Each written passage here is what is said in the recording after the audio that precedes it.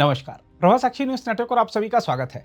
Operation सिंदूर के दौरान भारत की ओर से पाकिस्तान के भीतर घुसकर की गई कार्रवाई और पलटवार में पाकिस्तान की ओर से किए गए हमलों के प्रयास को जिस तरह भारतीय सैन्य बलों ने विफल किया, उससे पूरी दुनिया में भारत की रक्षा क्षमताओं का डंका बज गया है। हम आपको यह बता दें कि पिटाई सिर्फ पाकिस्तान की ही नहीं हुई है, बल्कि तुर्की के ड्रोन से लेकर चीन की मिसाइलों तक को मुंह की खानी पड़ी है। भारतीय वायु संचालन के महानिदेशक एयर मार्शल ए.के. भारती ने मीडिया को जो जानकारी दी, उसके मुताबिक भारत की एकीकृत वायु रक्षा प्रणाली दीवार की तरह खड़ी रही और पाकिस्तान इसे भेद नहीं सका। चाहे वह तुर्की का ड्रोन हो या कुछ और, भारत की तकनीक के सामने सब विफल रहे। भारतीय अधिकारियों ने सबूत के तौर पर वह तस्वीरें दिखाई जिनमें देखा गया कि पाकिस्तान ने चीन निर्मित PL-15 लंबी दूरी की दृश्य सीमा से परे हवा से हवा में मार करने वाली मिसाइलें तुर्की में बने बाइकर यह कामिकाजे और एसिगार्ड सोंगर ड्रोन और long range rocket lighter munition और क्वाड कॉप्टर्स का उपयोग किया। इनमें से अधिकांश को भारत की वायु रक्षा प्रणालियों ने मार गिराया, जो कुछ बचे उन्होंने बहुत ही मामूली नुकसान पहुंचाया। दूसरी ओर चीनी सेना ने उन खबरों का खंडन किया है कि उसके सबसे बड़े सैन्य कार्गो विमान ने पाकिस्तान को हथियारों की सप्लाई की है। उसने ऐसी अफवाहें फैलाने वालों के खिलाफ कानूनी कार्रवाई की चेतावनी भी दी है।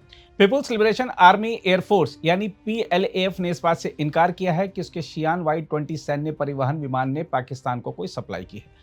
हम आपको बता दें कि चीनी रक्षा मंत्रालय की आधिकारिक वेबसाइट पर सोमवार को एक रिपोर्ट में कहा गया है कि इंटरनेट पर Y-20 से पाकिस्तान को राहत सामग्री पहुंचाने के बारे में बड़ी मात्रा में जानकारी देखने के बाद वायुसेना ने बयान में कहा है कि ऐसे दावे झूठे हैं।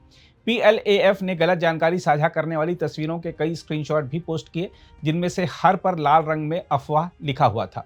रिपोर्ट में कहा गया है कि इंटरनेट कानून से परे नहीं है। जो लोग सैन्य संबंधी अफवाहें फैलाते हैं उन्हें कानूनी रूप से जिम्मेदार ठहराया जाएगा। वैसे चीन भले इनकार करता रहे, लेकिन हकीकत यह है कि Stockholm International Peace Research Institute यानी सिप्री की हालिया रिपोर्ट बताती है कि चीन पाकिस्तान का सबसे बड़ा हथियार आपूर्तिकर्ता है।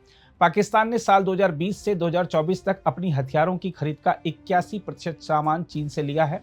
हम आपको बता दें कि पाकिस्तान की ओर से चीनी रक्षा उत्पादों की खरीद में जेट लड़ाकू विमान, रडार, नौसैनिक जहाज, पनडुब्बियों और मिसाइलें शामिल हैं।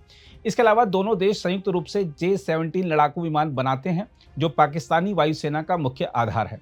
हम आपको यह बता दें कि चीन ने पाकिस्तान को सिर्फ हथियार ही नहीं दिए, बल्कि पहलगाम आतंकी हमले के दौरान इस्लामाबाद का खुला समर्थन किया था और घटना की जांच की शहबाज शरीफ की मांग को भी सही बताया था। हम आपको यह भी बता दें कि घटना के वक्त यानी 22 अप्रैल को जब पहलगाम में मासूम पर्यटकों की हत्या की जा रही थी, उस समय शहबाज शरीफ तुर्की में मौजूद थे।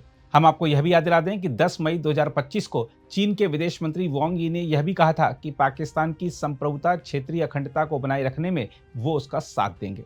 अब सवाल उठता है कि पाकिस्तान को हथियार दे रहे चीन और तुर्की से भारत को कैसे निपटना चाहिए। इसके जवाब में भारत निश्चित रूप से अपनी रणनीति पर पुनर्विचार करेगा ही, लेकिन शुरुआत व्यापार बाधित करके तो की ही जा सकती है। Chamber of trade and industry ने तो राष्ट्रीय राजधानी में 700 से अधिक व्यापारी संगठनों से चीन और तुर्की के साथ सभी प्रकार के व्यापार को रोकने की अपील भी कर दी है। CTI के चेयरमैन ब्रिजेश गोयल ने कहा है कि चीन और तुर्की ने भारत पाक संघर्ष में प्रतिद्वंदी का समर्थन किया है। उन्होंने कहा चीन को भारतीय बाजारों से काफी लाभ होता है, क्योंकि देश भर में इसके उत्पादों का व्यापक रूप से व्यवसायों में उपयोग किया जाता है। इसके बावजूद वह यानी चीन गैर मित्रतापूर्ण रुख अपनाना जारी रखे है। ऐसे देशों पर हमारी आर्थिक निर्भरता पर पुनर्विचार करने का समय आ गया है। ब्रिजेश गोयल ने विशेष रूप से तुर्की के साथ वाणिज्यिक संबंधों को धीरे धीरे कम करने पर जोर दिया, जो भारतीय पर्यटन से काफी राजस्व अर्जित करता है। हम आपको बता दें कि CTI के अनुसार वर्ष 2024 में लगभग 27.5 लाख भारतीय पर्यटक तुर्की गए, जिससे दोनों देशों के बीच 12.5 अरब डॉलर का द्विपक्षीय व्यापार हुआ। अगर आप भी लेना चाहते हैं देश दुनिया की तमाम जानकारी, तो आज ही सब्सक्राइब करें हमारे चैनल को। साथ ही नीचे दिए बेल आइकन को जरूर दबाएं ताकि हर अपडेट आप तक पहुंच सके।